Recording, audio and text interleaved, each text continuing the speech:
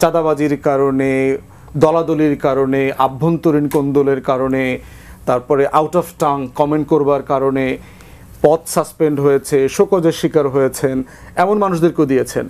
এবং যারা আদৌ জাতীয়তাবাদী শহীদ জিয়ার রাজনীতি ধারণ করেন কিনা এই ব্যাপারে সংশয় আছে। একটা রাজনৈতিক দল কোন আসনে কাকে তার দল থেকে মনোনয়ন দেবে এটা একান্তই তার এখতিয়ার। বিবিসি বাংলার সাথে সাক্ষাৎকারে তারেক রহমান কিছু ক্রাইটেরিয়ার কথা বলেছেন।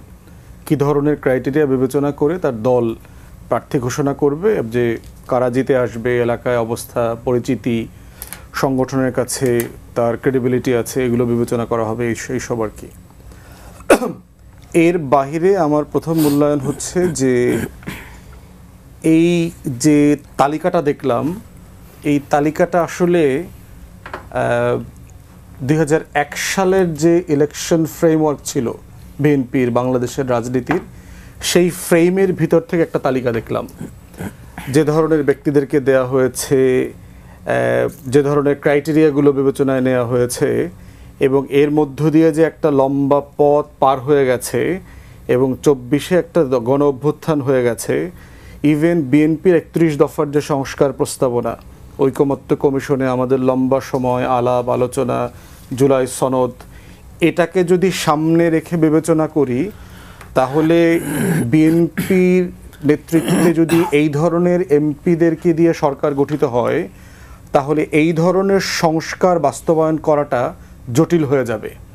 কারণ হচ্ছে আপনি কোন ধরনের প্লেয়ার দিয়ে স্কোয়াড করছেন, আপনার টিম তৈরি করছেন, সেটা দিয়ে মেসেজ দেয়া যাবে যে আসলে আপনার প্রতিপক্ষের বিরুদ্ধে আপনি কিভাবে খেলবেন।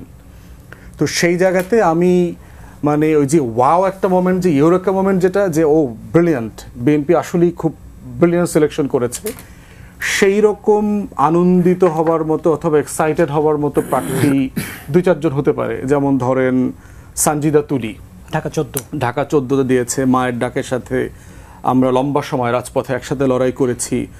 যদিও আমি যতটুকু জেনেছি সানজিদা তুলি আসলে ওই আসনের জন্য নমিনেশন চায় নাই, তার সমস্ত আশেপাশের কোনো একটা আসনের জন্য চেয়েছে, তার বাসা টাসা যেদিকে তেজগাঁয় এসব এলাকাতে। আবার আমি ব্যক্তিগতভাবে চাই না যে আসলে এই ধরনের মানুষ রাজনীতিতে আসুক, কারণ মায়ের ডাকের মতো যে মানবাধিকার নিয়ে লড়াই করার সংগঠন এবং এই ধরনের অ্যাক্টিভ ইন্টারন্যাশনালি রিনাউন্ড লোকরা পিওর পার্টি পলিটিক্সে আসাটা দেশের জন্য ক্ষতিকর। কারণ তার লড়াইটা আসলে সবার জন্য, সব মানুষের জন্য, পুরো দেশের জন্য। সেই জায়গাতে তো still it's a good choice certainly. এবং সেখানেও জামাতেরও একজন ভালো ক্যান্ডিডেট আছে, ব্যারিস্টার আরমান, যিনি গুম হয়েছিলেন 8 বছর ধরে। তো সেটা একটা ভালো পিক।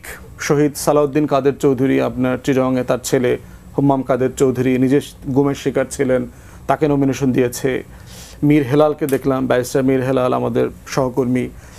তো এই ধরনের কিছু পিক দেখলাম যে মানে যেটা প্রশংসিত, মানে প্রশংসনীয় হবার মতো।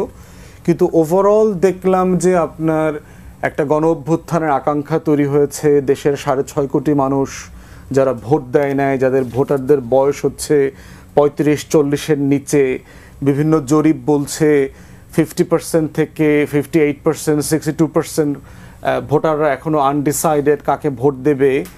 এবং বিএনপির সংস্কারের যে রাজনীতি গত কয়েক বছর ধরে চলছে, এই সবগুলোকে মিলায়ে আমি এই ক্যান্ডিডেট সিলেকশনটাকে মিলাতে পারছি না, এক জায়গাতে করতে পারছি না। এবং তার ভিতরে দেখলাম যে গত 13-14 মাসে প্রচণ্ড রকম সমালোচিত হয়েছে চাঁদাবাজির কারণে, দলাদলির কারণে, আভ্যন্তরীণ কোন্দলের কারণে, তারপরে আউট অফ টাং কমেন্ট করবার কারণে পদ সাসপেন্ড হয়েছে, শোকজের শিকার হয়েছেন, এমন মানুষদেরকেও দিয়েছেন। এবং যারা আদৌ জাতীয়তাবাদী শহীদ জিয়ার রাজনীতি ধারণ করেন কিনা এই ব্যাপারে সংশয় আছে। ফজলুর রহমান সাহেব, আপনার কিশোরগঞ্জের ছাত্রলীগের সাবেক সভাপতি, সে ভুয়া মুক্তিযোদ্ধা বলে তার বেস কমান্ডার, ওই এলাকার বেস কমান্ডার একটা ইন্টারভিউ আমি দেখলাম যে সে আসলে মুক্তিযোদ্ধা ছিল না, সে ভুয়া মুক্তিযোদ্ধা। সত্য মিথ্যা আমি জানি না আর কি। তো সেই রকম একটা মানুষকে দেওয়াটা, আবার ব্যারিস্টার রুমিন ফারহান, বিএনপির খুবই জটিল সময়ে যিনি টকশোতে এসে বিএনপির রাজনীতিকে ডিফেন্ড করছেন, যখন বিএনপির এই অনেক হাইব্রিড নেতাদেরকে দেশে পাওয়া যায় নাই, ফোনে পাওয়া যাইতো না, টকশোতে পাওয়া যাইতো না, তখন তারা ডিফেন্ড করছেন। তো সেইটা একটা বড় জায়গা। রবিউল ভাইয়ের মতো মানুষ যারা লম্বা সময় এই আন্দোলন সংগ্রামে ছিলেন, ওনারা নমিনেশন পান নাই। তো সেই বিষয়গুলোকে এখনো অবশ্যই সময় আছে, বিএনপি তার দলীয় জায়গা থেকে সেটা করবে, কিন্তু ইমিডিয়েটলি খুবই মানে আনন্দিত হওয়া